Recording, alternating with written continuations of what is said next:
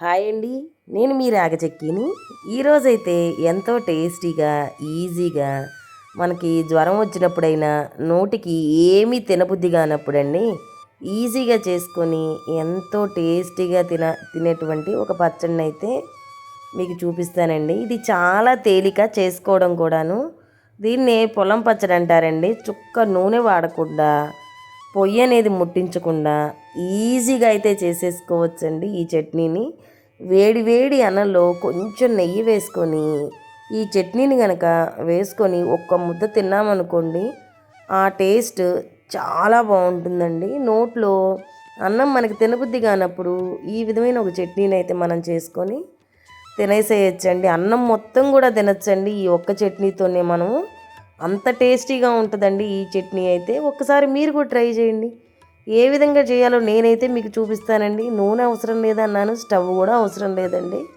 చూపిస్తాను చూడండి.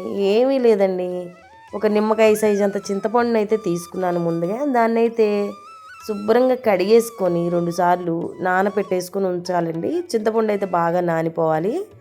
తర్వాత నేనైతే ఒక 10 వరకు పచ్చిమిరపకాయలను తీసుకున్నానండి. పెద్దలపాయలను తీసుకున్నాను, చిన్నులపాయలని తీసుకున్నాను, అలాగే కొత్తిమీరని అయితే తీసేసుకున్నాను.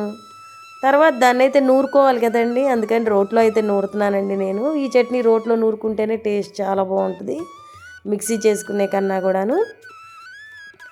ముందుగా అండి చింతపండుని, పచ్చిమిరపకాయలని, కల్లుప్పుని వేసేసుకొని బాగా దంచేసుకోవాలండి. మరి మెత్తటి కాటికలాగా అయితే చేయకూడదండి, కచ్చాపచ్చాగా దంచుకుంటే సరిపోతుంది. ఆ టేస్ట్ చాలా బాగుంటుందండి ఈ చట్నీ అయితే. ఒకసారి మీకు ఒంట్లో బాగోలేనప్పుడు ఈ చట్నీని అయితే ట్రై చేసి చూడండి. అన్నమే తినబుద్ధి కాలేదనుకోండి, ఈ చట్నీని చూడండి, అసలు తినబుద్ధి కాలేదు అన్న మాటే ఉండదండి. అంత శుభ్రంగా అయితే తినేస్తాం ఈ చట్నీతోటి అన్నం మొత్తం కూడాను. చూసారు కదా, ఇప్పుడైతే నలిగిపోయిందండి. పచ్చిమిరపకాయలు, చింతపండు, ఉప్పు అయితే కలిపి నూరేసుకున్నాం కాబట్టి ఈ టైంలోనే మనం అదేనండి చూపిస్తున్నాను మీకు కూడాను. ఇప్పుడు చిన్నులపాయ రెబ్బల్ని మనం పొట్టోల్చుకొని పెట్టుకున్నాం కదండి, వాటిని పెద్దలపాయల్ని పెద్ద ముక్కలుగా అయితే కోసి పెట్టుకున్నానండి. ఒకసారి వాటిని కూడా యాడ్ చేసుకొని కచ్చాబచ్చాగా అయితే దంచుకోవాలండి. మెత్తటి పేస్ట్ లాగా అయితే దంచొద్దండి, కచ్చాబచ్చాగా దంచేసుకున్నాం అనుకోండి సరిపోతుంది. ఈ పచ్చట్లో టేస్ట్ ఈ పెద్దలపాయల వల్లే వస్తుందండి, చాలా బాగుంటాయి ఈ పెద్దలపాయలు. ఈ పచ్చట్లో ఊరడం వలన మంచి టేస్ట్ అయితే వస్తుందండి మనకి తినేటప్పుడు. తర్వాత కొంచెం కొత్తిమీరను కూడా యాడ్ చేసేసుకోండి, మొత్తాన్ని కలిపి నూరేసుకోండి. కొత్తిమీర యాడ్ చేసిన తర్వాత ఎక్కువసేపు నూరాల్సిన అవసరం లేదండి. మనం కొంచెం జీలకర్రను కూడా యాడ్ చేసుకోండి. ఇంకా రాదా ఏంటి చెప్పండి టేస్ట్ అనేది మనకి.